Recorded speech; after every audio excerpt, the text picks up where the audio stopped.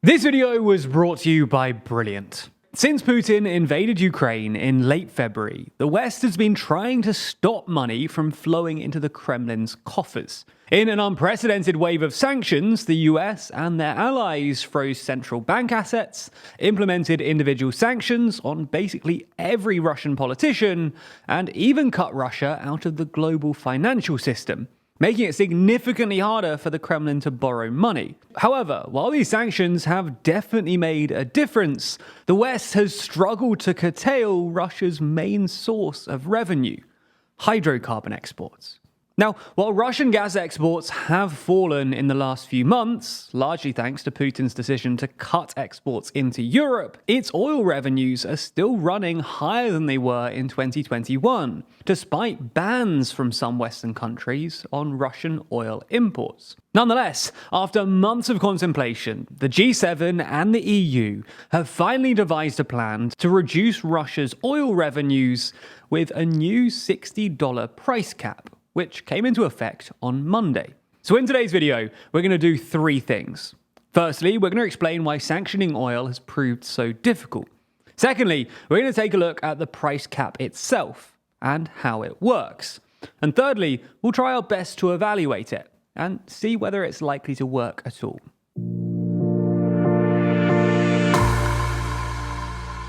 Let's start by explaining why sanctioning hydrocarbons, and especially oil, is so difficult. When the war began, many people, including Zelensky, called on the West to effectively sanction Russia's hydrocarbon exports and stop buying Russian oil and gas. And that's because doing so is significant. Oil and gas account for about half of Russian exports and about 40% of state revenue. And before the war, Europe accounted for a majority of all purchases. So the basic idea was that if Europe stopped buying Russian hydrocarbons, the Kremlin would lose a substantial fraction of their revenues. Unfortunately for Ukraine, though, this didn't happen. Not just because, well, Europe really needed Russian hydrocarbons, and especially Russian gas, but also because, well, that's just not how global energy markets work. If you stop buying, say, oil from Russia, you just introduce an inefficiency into the global oil markets, which pushes up global oil prices. This means that, assuming Russia can find another buyer, higher prices can compensate for any shortfall in sales. And something like this actually happened with gas in mid-June, when Russia reduced flows via Nord Stream 1, bringing total flows to Europe down by nearly 40%. As a result of this move, European gas prices subsequently jumped about 60%, meaning that Gazprom actually made more money despite reduced flows. Now, the obvious solution here is to somehow prevent other buyers from buying Russian hydrocarbons. This means that, even if global prices go up, Russia doesn't benefit from the elevated prices. Now, this is sort of doable when it comes to gas, because most of Russia's gas is exported via pipelines. So if you shut these off, then Russian gas companies either have to build a new pipeline somewhere else, like to China, or invest in liquefied natural gas infrastructure, which costs time and money. However, it's substantially harder to do this with oil, because oil is mostly exported via tankers. So even if you could ban European tankers from shipping Russian oil, they can easily be replaced by international ones. On top of that, even if you could cut Russia off from the global energy market, it's the world's second largest hydrocarbon exporter.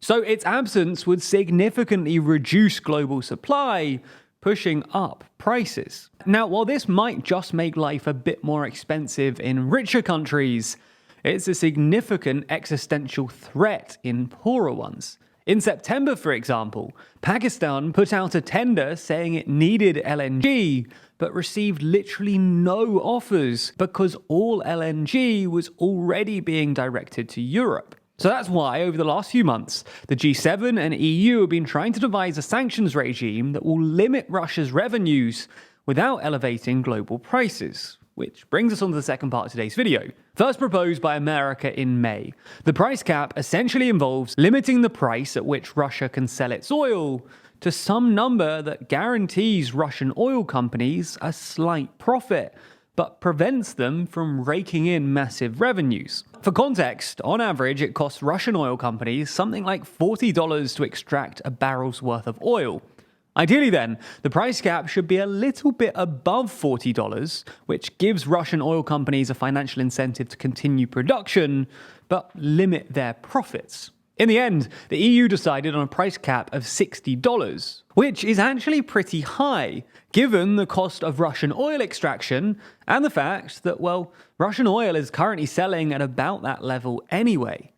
But some European countries were wary of setting the price cap too low for fear of provoking an angry response from Russia. Now, the price cap doesn't actually apply to either the G7 or EU countries, who have all committed to a complete ban on Russian oil exports. Instead, it applies to all other third countries, like China, who are currently buying Russian oil on international markets. Now, at this point, you're probably asking how the G7 and EU can enforce a cap on trade between Russia and China, neither of which is in either grouping. But essentially the idea here is that EU and G7 countries will be banned from either shipping oil or, and this is the really important bit, providing insurance to other ships unless they abide by the cap. This essentially means that European ships, which usually account for the majority of Russian oil shipping, aren't allowed to continue shipping unless they abide by the cap. And even if non-European ships sail in to replace them, they're not allowed to get insurance from American or European companies. Now, at first glance, that might not sound too bad. After all, they could theoretically just get insurance from some Russian or Chinese company. But that's not really an option, simply because shipping insurance is really expensive. Comprehensive shipping insurance needs to cover everything from small crashes to oil spills, which cost billions to clean up. Unfortunately for the Kremlin, the only companies with pockets deep enough to provide this sort of insurance are American and European, which is why Western companies account for something like 95% of shipping insurance. So in effect, the G7 and EU can still exert influence and cap Russian oil prices by refusing to offer insurance to any third-party ship that isn't abiding by their cap. So that's the cap itself explained. On to the final part of this video. Will it work?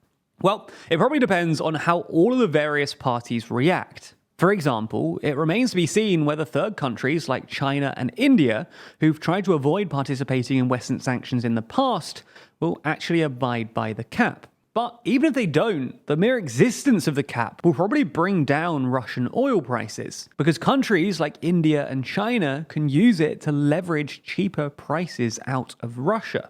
So ultimately, it depends on how Russia reacts. So far, they've said some pretty angry things, but oil production is continuing as planned, presumably because, well, the cap isn't that much lower than the rate they were already selling oil at. But that might change if the EU and G7 can agree to a lower cap. In fact, during negotiations, the EU was split between more hawkish pro-Ukraine countries like Poland and the Baltics, who wanted a lower cap, and countries like Greece and Malta, who have large shipping industries and therefore wanted a higher cap. Now, if Greece and Malta back down, then a lower cap could be agreed, but that could also spark an angrier reaction from Russia. Finally, though, it also depends how OPEC react, the international cartel of oil producers. Even though this cap doesn't affect them directly, OPEC have made it clear that they don't like it because it gives power to oil-consuming countries and takes power away from producers. It's at least possible that OPEC will cut production in retaliation, pushing prices higher and deterring future cuts. But ultimately, we're in unexplored territory here, and no one really knows how these individual states or entities will respond. Now, what you want me to tell you here is that all of these people know what they're doing and are making rational decisions. But unfortunately, that's not always the case when it comes to politics. But it can be in your life if you sign up to Brilliant, the STEM learning platform where you can learn everything from quantum computing or algebra to logical decision making, a skill severely lacking in the world at the moment. Now, their logical thinking course might start simple, but it builds, teaching you logical reasoning skills until you're solving problems that previously seemed impossible. And it's the perfect time of year to invest in yourself too. With us heading into a new year, why not improve yourself and keep traveling on a journey of lifelong learning?